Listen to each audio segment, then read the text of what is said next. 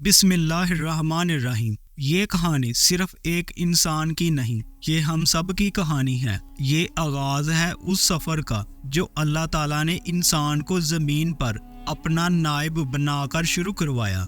ये कहानी है हज़रत आदम अलैहिस्सलाम की, उनकी तख्लीक की, उनकी इज़्ज़त की, उनकी आजमाइश की और उनके ज़रिए ज़मीन पर इंसानों की पैदाइश की। आए वक़्त को पीछे लेकर चलते हैं, उस वक़्त जब ना ज़मीन पर इंसान था, ना कोई बस्ती, ना कोई तारीख, सिर्फ अल्लाह का हुक्म था। और उस हुक्म से एक नई मखलूक की इब्तिदा होने वाली थी। और फिर एक दिन अल्लाह रब्बुल आलमीन ने तमाम फरिश्तों को हुक्म दिया, ऐ मेरे फरिश्तों, मेरे अर्श के नज़दीक इकट्ठा हो जाओ। तमाम फरिश्ते जब जमा हो गए तो अल्लाह रब्बुल आलमीन ने फरमाया, मैं ज़मीन पर अपना नायब बनाने वाला हूँ। फरिश्तों ने बड़े अदब से अर्ज़ किया, ऐ हमारे रब, क्या आप ऐसी मखलूक को पैदा करने जा रहे हैं जो ज़मीन पर फसाद बर्पा करेगी और खून रेजी होगी और तेरे हुक्म की नाफरमानी की जाएगी? और इसके बरअक्स हम हर वक्त तेरी तस्बीह और पाकी बयान करते हैं, फिर नई मखलूक बनाने की क्या ज़रूरत है? तो इस पर अल्लाह तबारक व तआला ने जवाब दिया, जो मैं जानता हूँ वो तुम नहीं जानते। इंसान सिर्फ गलती करने वाले मखलूक नहीं होगा, बल्कि अल्लाह के इल्म का अमीन होगा। वो एहसास रखने वाला होगा, वो मोहब्बत करेगा, वो गलती करेगा तो वो तौबा भी करेगा, जिस वजह से वो रब के बहुत करीब होगा। फिर अल्लाह तबारक व तआला ने 4 मुअज़्ज़ज़ फरिश्तों को बुलाया, जिनमें हज़रत जिब्राईल अलैहिस्सलाम, हज़रत मीकाईल अलैहिस्सलाम, हज़रत इसराफील अलैहिस्सलाम और हज़रत इज़राईल अलैहिस्सलाम शामिल थे।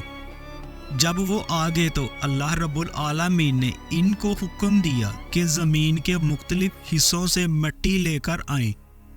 अल्लाह तबारक व तआला का हुक्म पाकर ये फरिश्ते बारी बारी ज़मीन की तरफ रवाना हुए।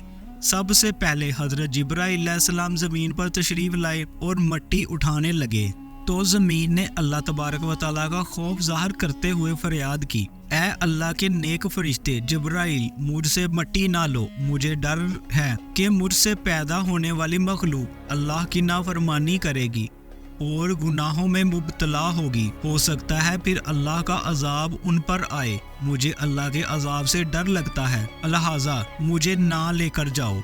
हज़रत जिब्राईल अलैहिस्सलाम ने ज़मीन की फरियाद सुनी और हाथ रोक लिया। फिर अल्लाह ताला की बारगाह में वापस जाकर जो ज़मीन ने अर्ज़ की थी वो बयान कर दी।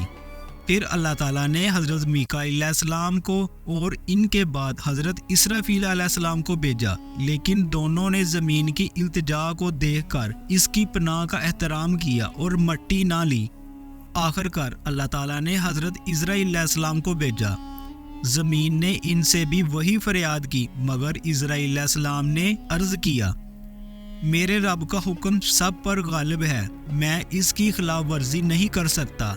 चुनाचे उन्होंने ज़मीन की मुख्तलिफ जगहों से मिट्टी ली और आसमानों की तरफ रवाना हुए। ये मिट्टी सिर्फ एक जिस्म बनाने के लिए नहीं थी, ये आने वाली पूरी इंसानियत की फितरत का नमूना थी।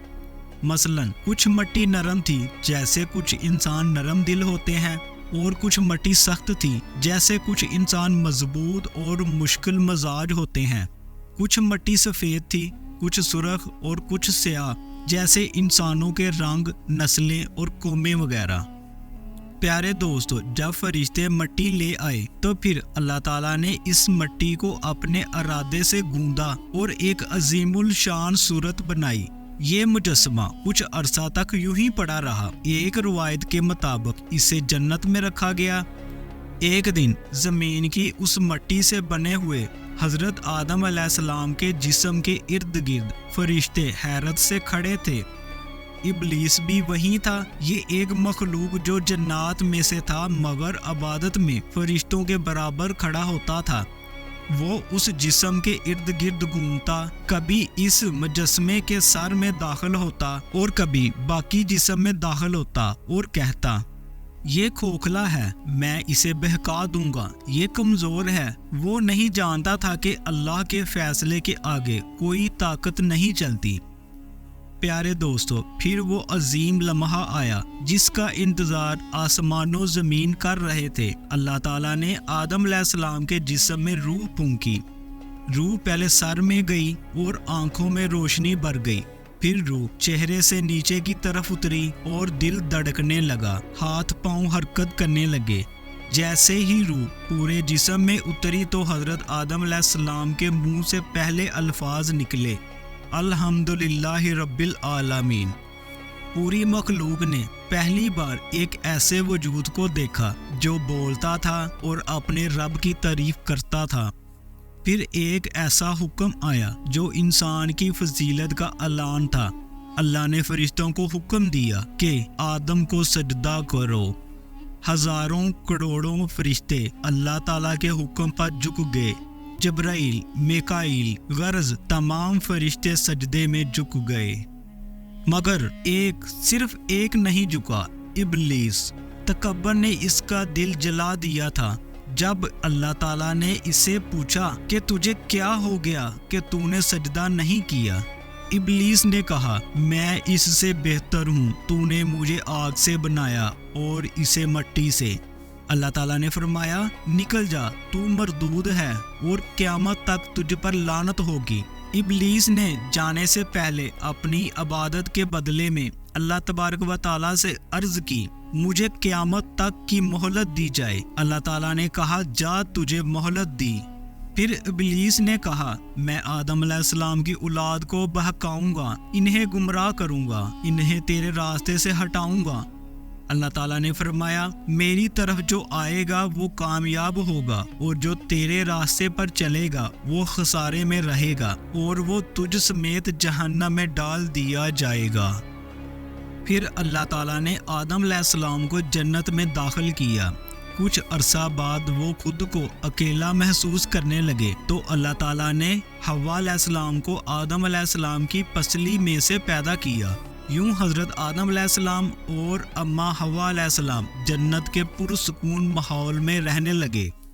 اللہ تعالیٰ نے آدم اور اماں حوا علیہ السلام کو کہا کہ جنت میں کھاؤ پیو اور عیش والی زندگی گزارو، لیکن اس مخصوص درخت کے قریب نہ جانا۔ ابلیس اس لمحے کا انتظار کر رہا تھا جس کے دل میں انسان کے لیے نفرت بری ہوئی تھی۔ ابلیس چھپ کر جنت میں داخل ہوا اور حضرت آدم علیہ السلام کے پاس آیا، انہیں بہکانا چاہا، مگر آدم علیہ السلام کو اللہ تعالیٰ کا حکم یاد تھا۔ پھر وہ حوا علیہ السلام کے پاس آیا اور کہا، کیا تم جانتی ہو تمہیں اللہ تعالیٰ نے اس درخت سے اس لیے روکا ہے کہ اگر تم اس سے کھاؤ گی تو ہمیشہ زندہ رہو گی، کبھی نہیں مرو گی اور تم فرشتوں جیسی ہو جاؤ گی۔ حوا علیہ السلام نے حیرت سے پوچھا، کیا واقعی ایسا ہے؟ ابلیس نے اللہ تعالیٰ کی جھوٹی قسم کھائی اور کہا، میں تم دونوں کا خیر خواہ ہوں۔ آخر کار حضرت آدم علیہ السلام اور اماں حوا علیہ السلام نے وہ پھل کھا لیا۔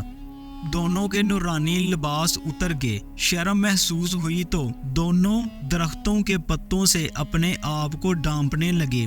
پھر اللہ تعالیٰ نے فرمایا، اے آدم، کیا ہم نے تمہیں اس درخت سے منع نہیں کیا تھا؟ کیا ہم نے تمہیں نہیں بتایا تھا کہ شیطان تمہارا کھلا دشمن ہے؟ اس کے بعد حضرت آدم علیہ السلام اور حوا علیہ السلام اللہ تعالیٰ سے معافی مانگنے لگے اور کہنے لگے، اے ہمارے رب، ہم سے غلطی ہوئی، ہم نے اپنی جانوں پر ظلم کیا، اگر تو ہمیں معاف نہ کرے گا تو ہم خسارے میں رہ جائیں گے۔ اللہ تعالیٰ نے ان کی توبہ قبول کر لی اور پھر وہ فیصلہ ہوا جس نے پوری انسانیت کا سفر شروع کر دیا۔ یوں آدم علیہ السلام، حوا علیہ السلام اور ابلیس کو زمین کی طرف بھیج دیا گیا، مگر الگ الگ جگہوں پر۔ روایات میں آتا ہے حضرت آدم علیہ السلام کو سری لنکا اور اماں حوا علیہ السلام کو جدہ کے قریب اور شیطان کو عراق کے علاقے میں اتارا۔ پیارے دوستو، زمین نے پہلی بار انسان کے قدموں کی چاپ محسوس کی۔ یہ وہ لمحہ تھا جب انسان کی اصل کہانی شروع ہوئی۔ جنت سے زمین، نور سے مٹی اور سکون سے آزمائش، لیکن انسان تنہا نہیں تھا، اللہ تبارک و تعالیٰ کی ذات اس کے ساتھ تھی۔ پیارے دوستو، اگر آپ کو ہماری یہ چھوٹی سی کاوش پسند آئی ہے تو چینل کو سبسکرائب ضرور کریں۔